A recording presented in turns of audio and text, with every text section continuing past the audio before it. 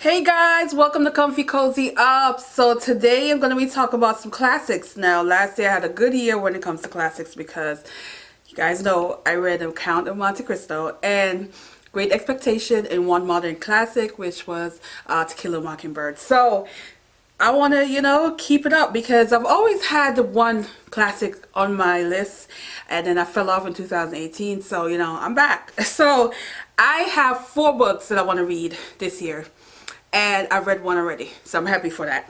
So I'm going to start with the oldest and end with one I read already. And the oldest is from Madame Bovary from Gustave Flaubert.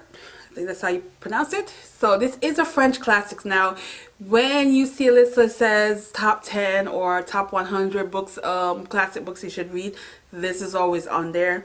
And what I know, it is about a woman who is living a lavish lifestyle, and of course she couldn't afford it. Things come to a decision she had to make, and that's what I know so far.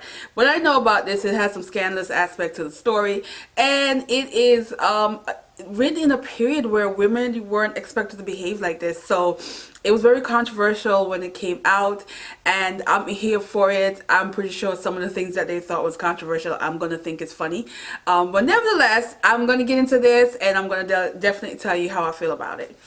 The next one on my list is The Youngest. It is published in, I believe, 1952, and yeah.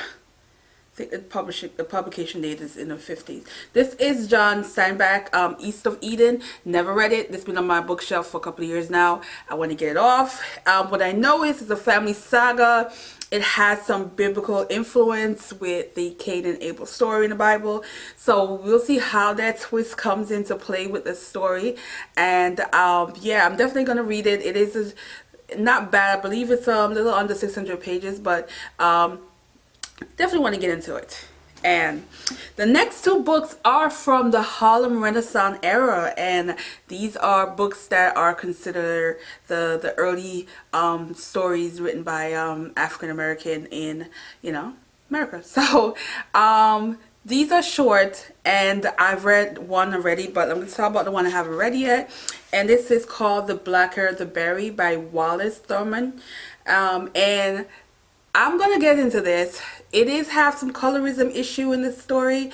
I want to see the twist of how they do it, being that this is the New York City in the 20s, and that lifestyle that was going on. See how this girl who is very chocolatey, and how she's navigating through the colorism issue back in that time period. So definitely gonna read this. The one that I did finish is also from an era. They both were written the same year in 1929. Well, I mean published the same year, 1929. And this one is called Passing by Nella Larson. And this one, it is a lot more to it than just the colorism. It does have that psychological aspect to the story. It is a little over 100 pages. I thought this was interesting. It's definitely an early story to that influenced quite a few books. After reading this, you can see where the influence of many of our beloved authors got their writing influence from, which is, she was a pioneer.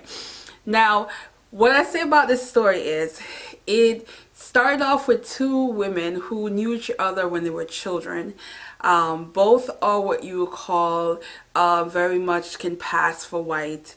One disappeared after the death of a family member, I believe it was her father, and she decided to live the life as a white woman. She is insert her life in that lifestyle. She married a white man who did not know anything about her heritage, and she did that for many years until an encounter with the other woman who that she knew as a child, and it brings up this whole idea of her wanting to be a part of that lifestyle again. She wanted to go to, the bars in New York City. She wanted to insert herself back into that lifestyle, while the other woman had a reservation about that and had certain beliefs and things that was going on. So this is where the psychological things comes in, where she didn't like it and things happened. I'm gonna leave it at that because it's a short one and I think you should read it. Now, the colorism part in this story definitely, has some punchlines, and then you have the psychological part that plays a part in it also.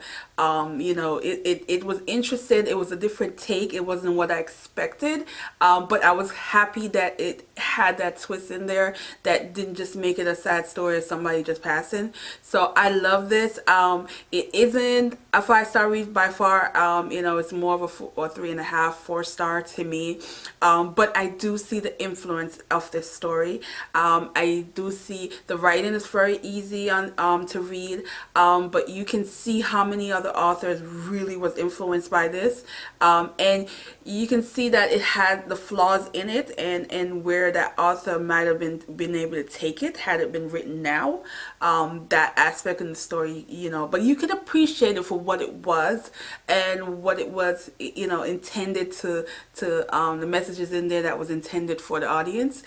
So I definitely highly recommend it. I think it's one of those American Black writing classic that everyone should pick up and read, and it predates a lot of the ones that we love. It predates so many other Black authors that we really love that I didn't realize this came first. Now, I do have 2 other books. I do want to read the first book written by a African American woman in this country, and I do want to read this as well as the first by a Black man in this country. I do have those that I'm going to probably try to fit in.